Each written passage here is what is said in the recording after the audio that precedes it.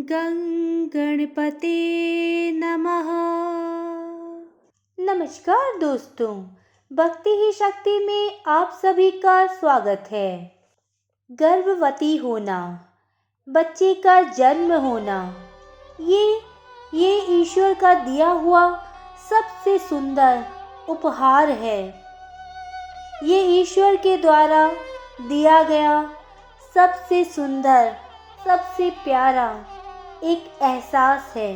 लेकिन कई बार कई लोग जब उन्हें पता चलता है कि गर्भ में कन्या है, तब वे उसे गर्भ में ही मार देना चाहते हैं, जो कि एक बहुत बड़ा महापाप होता है।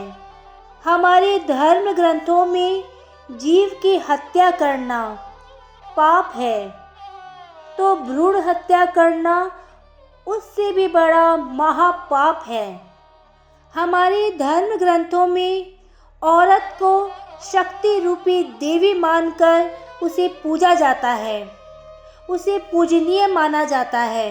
ऐसे में हमारा धर्म इसे स्वीकार करता है कि कन्या भ्रूण हत्या महापाप होता है।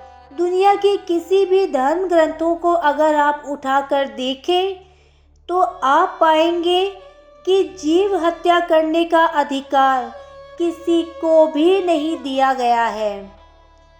जीव को जन्म देना और उसकी मौत होना ये भगवान का काम है, ये ईश्वरी कार्य बताया गया है।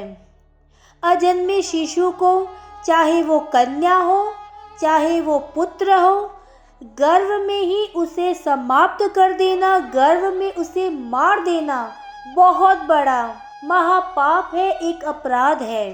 भगवान श्री कृष्ण की नज़र में भी सबसे बड़ा महापाप, महाअपराध है तो वह भ्रूण हत्या है।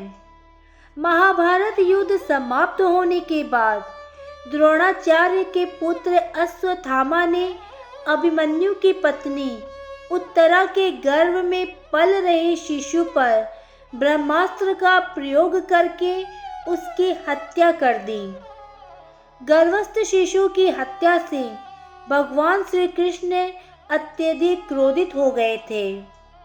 भगवान श्री कृष्ण ने उसी समय ये घोषणा करते हुए कहा कि अश्वत्थामा का पाप अन्य सभी पापों में सबसे बड़ा महापाप है, क्योंकि अश्वत्थामा ने एक अजन्मे शिशु की हत्या कर दी, एक अजन्मे शिशु के गर्भ में हत्या कर दी। श्री कृष्ण ने इस पाप की सजा स्वयं अश्वत्थामा को देते हुए अश्वत्थामा के सिर पर लगा चिंतामणि रत्न छीनकर श्राप दिया कि तुमने जन्म तो देखा है, लेकिन कभी मृत्यु को ना देख पाओगे। यानी कि जब तक ये सृष्टि रहेगी तुम धरती पर जीवित रहोगे और भीषण कष्ट प्राप्त करोगे। इसीलिए जो लोग गर्भ में पल रहे शिशु की हत्या कर देते हैं, गर्भपात करवा देते हैं, ऐसे लोगों को मरने के बाद भगवान श्री कृष्ण ऐसी सजा देते हैं जिससे मरने के बाद भी मुक्ति नहीं हो पाती। एक कन्या की भ्रूण में हत्या करना 1000 ब्राह्मणों के बराबर हत्या करना बताया गया है। यहाँ तक कि भ्रूण हत्या के विचार को ही 1000 गो हत्या के समान माना गया है। आपको पता है दोस्तों, माँ के गर्भ में पल रहे शिशु की जब हत्या की जाती है, कन्या की जब हत्या की जाती है, तब वह बचने के कितने जतन करती होगी, ये माँ से बेहतर कोई नहीं जान सकता। गर्भ में माँ मुझे बचा लो, माँ मुझे बचा लो की चीख कोई मामूली बात नहीं, बल्कि एक दर्दनाक हकीकत है। अमेरिकी portrait film education presentation the silent screen एक ऐसी फिल्म है जिसमें गर्भपात की कहानी को दर्शाया गया है। इसमें दिखाया गया है कि किस तरह गर्भपात के दौरान भ्रूण स्वयं के बचाव का प्रयास करता है। गर्भ में हो रही ये भाग दौड़ माँ बहुत अच्छे से महसूस करती है। अजन्मा बच्चा हमारी तरह ही एक सामान्य इंसान है। ऐसे में भ्रूण की हत्या एक बहुत बड़ा महापाप है। प्लीज़ आप ऐसा ना करें। जहाँ ये पाप है वहाँ ये भी सोचिए वो बच्चा कितनी तकलीफ पा रहा होता है जब गर्भपात करवाया जाता है। एक नन्हा जीव जिसकी हत्या की जा रही है, इनमें से उसके दर्द को कोई नहीं समझ पाता। कन्या बोझ नहीं होती।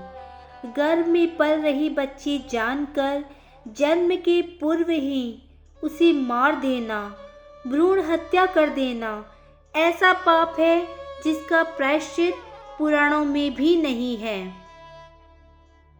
गरुड़ पुराण में भी आप अगर देखेंगे तब आपको पता चलेगा कि उसमें हर एक पाप की सज़ा मिलती है। हर एक अच्छे कर्म का पुण्य भी मिलता है।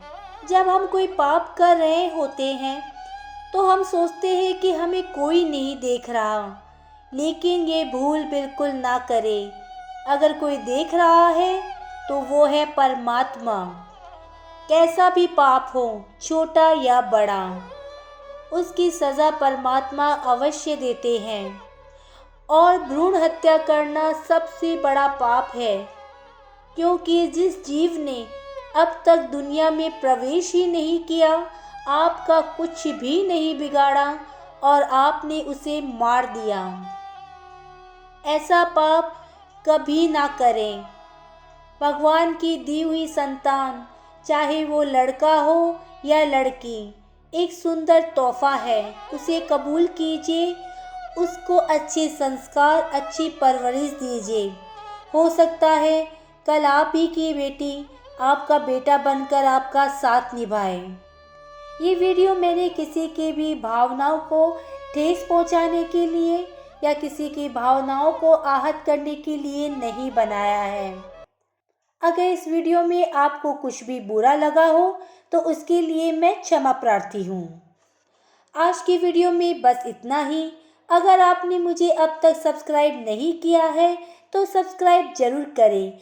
कमेंट और लाइक करना ना भूलें। इसी कामना के साथ कि आप हमेशा खुश रहें, स्वस्थ रहें। नमस्कार।